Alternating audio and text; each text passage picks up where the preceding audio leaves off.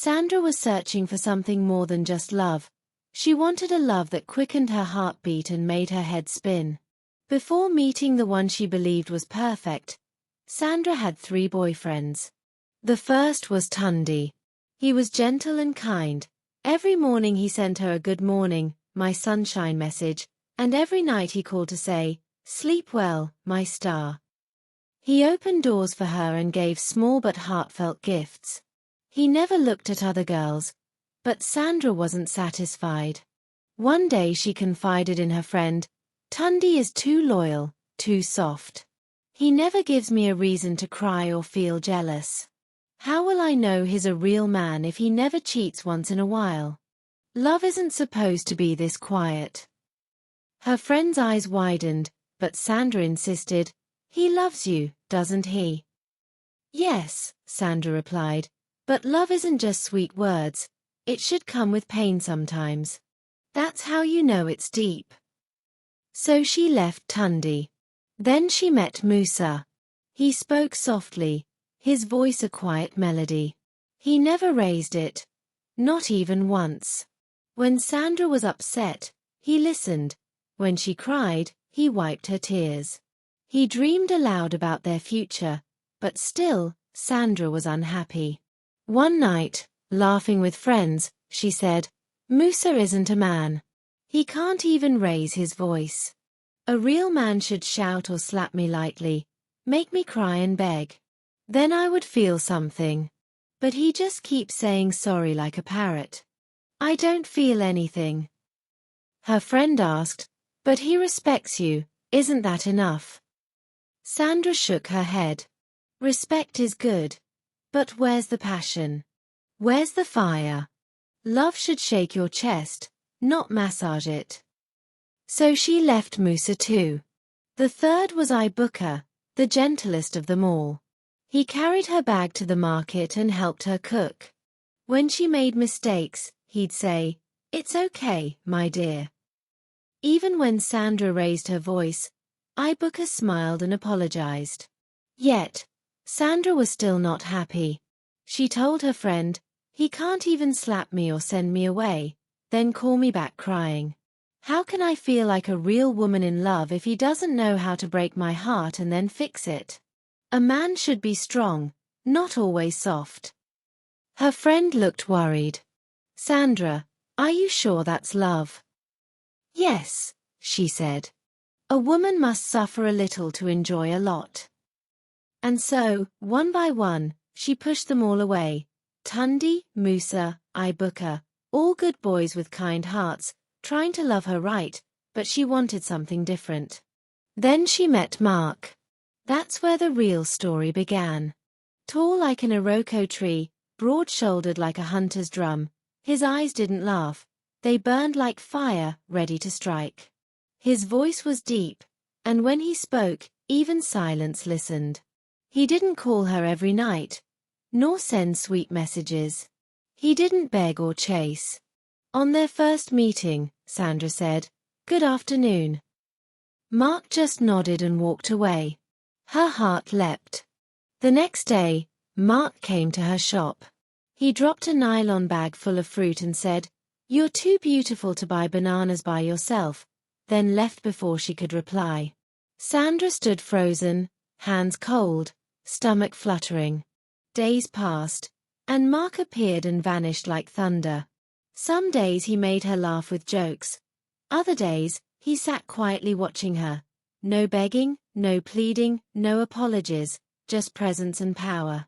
One evening, when she tried to argue over something trivial, Mark looked her straight in the eye and said, "Lower your voice, Sandra." His tone didn't shout but carried weight that pressed against her chest. Something inside sparked. That night, she whispered to herself, "Yes, this is love." At last, she had found the one who made her feel small, the one who didn't smile too much or beg, but made her heart pound like a war drum. Every morning, Mark came bearing gifts. One day it was a basket of ripe mangoes, another day colorful wrappers that danced like flames, then gold earrings and a sparkling bracelet. He left them silently with words, "You deserve more." He called her my queen, my light, the woman who awakened his heart. Sandra blushed like a shy bride. Her smile grew brighter, her walk more confident, her laughter like the dry season rain at night. Mark cooked thick, sweet soup and said, "Sit down, let me serve you." He wiped her mouth, rubbed her feet, and called her beautiful until she began to believe it. They laughed until midnight, sometimes danced barefoot in the sitting room, and he sang soft songs into her ear. The town whispered, "Sandra has found love. Mark treats her like a queen. This one is different." And it did seem like a fairy tale, but inside that fairy tale, something dark was hidden. One quiet evening, the moon soft in the sky, Sandra sat in Mark's room, smiling at her phone when it buzzed again and again. Mark looked up from where he sat. "Who is that?" His voice was calm but cold. "Still smiling," Sandra said. "Jazz, a friend." But Mark's expression changed. His brows furrowed like twisted cloth. "A man?" he asked sharply, but Mark didn't change. Months later, Sandra gave birth to a baby girl, small, soft, and beautiful.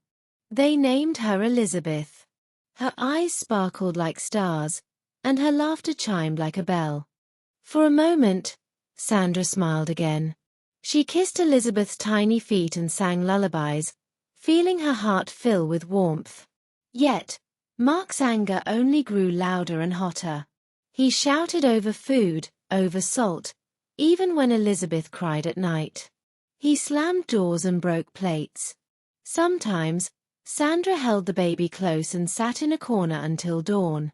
Friends stopped visiting, neighbors stopped knocking, but Sandra stayed.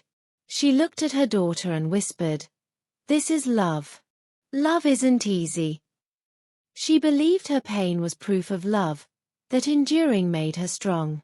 But inside those walls, trouble continued to grow.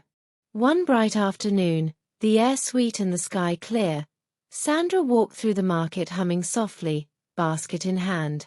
Her birthday was near, and she wanted to prepare something special. She bought fresh peppers, ripe plantains, goat meat, and soft yam.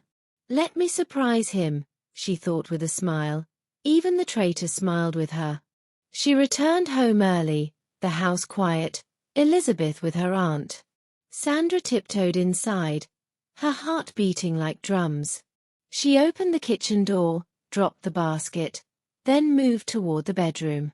But the moment she opened that door, her breath caught, her eyes widened, and her heart froze. Mark lay on the bed with another woman, their bodies close, their laughter low. The room spun, her ears rang like bells, her legs trembled like dry leaves in the wind. The woman on the bed hadn't noticed her yet, but Mark looked up. Their eyes met, and in that instant, all the bruises, all the pain, all the tears Sandra had swallowed boiled over. Without a word, she turned and stormed back to the kitchen, grabbed the biggest knife from the drawer. The cold metal felt heavy in her hand, but inside, she burned, fire long held back now unleashed. She returned to the room, the woman sat up startled, Mark halfway to standing. "Sandra, wait," he pleaded, but her rage silenced any reply. She raised the knife and stabbed. 1, 2, 3 times. Blood bloomed on the sheets. Mark shouted, the woman screamed, but Sandra's hand did not stop. At the door, little Elizabeth stood, her tiny hands gripping the frame, eyes wide with fear. "Mommy," she whispered, but Sandra didn't hear. She stabbed again and again until the man she once loved lay still. Silence filled the room, broken only by Elizabeth's soft breathing. Then the woman's voice cracked like breaking glass. "Stop. It's me, Ada." Sandra froze, the knife slipping from her hand with a clang. Her heart stopped as she slowly turned. Ada, her own sister, stood there, tears streaming down her face. "I came to plan your birthday surprise," she sobbed. "Mark wanted it to be special. He told me not to tell you. We were decorating the room." You came back too early. Sandra's mouth opened but no sound came. Her legs shook, her hands trembled like leaves in a storm. Elizabeth remained at the door, watching, frozen, carrying a burden no child should bear. Mark lay motionless on the bed, chest rising slowly, blood everywhere, whispering words no one could hear. They rushed him to the hospital. Doctors worked frantically, nurses shouted, machines beeped. His clothes were soaked, hands pressed to his chest, tubes in his nose. But by nightfall, it was over.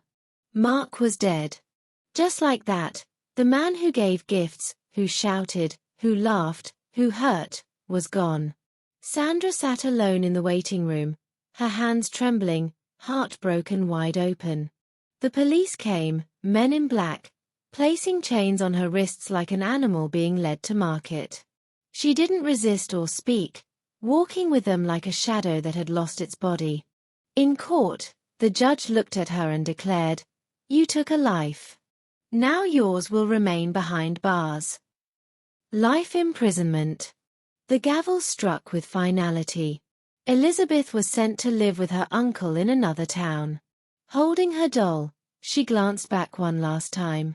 "Mommy," she whispered. Sandra watched from the police van, tears falling quietly, slow, heavy, and silent. In prison, she sat alone each day, staring at the walls. At night, closing her eyes, she saw three faces.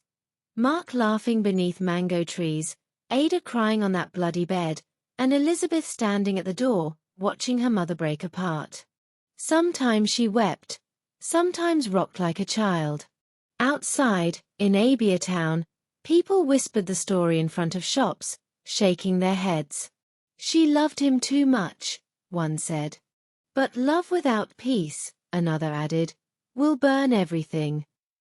And so, Sandra's name became a warning, a song without music, a tale told in hushed voices. If you enjoyed this story, please like the video, comment on what you learned, share with friends and family, and don't forget to subscribe for more African tales like this. Thank you.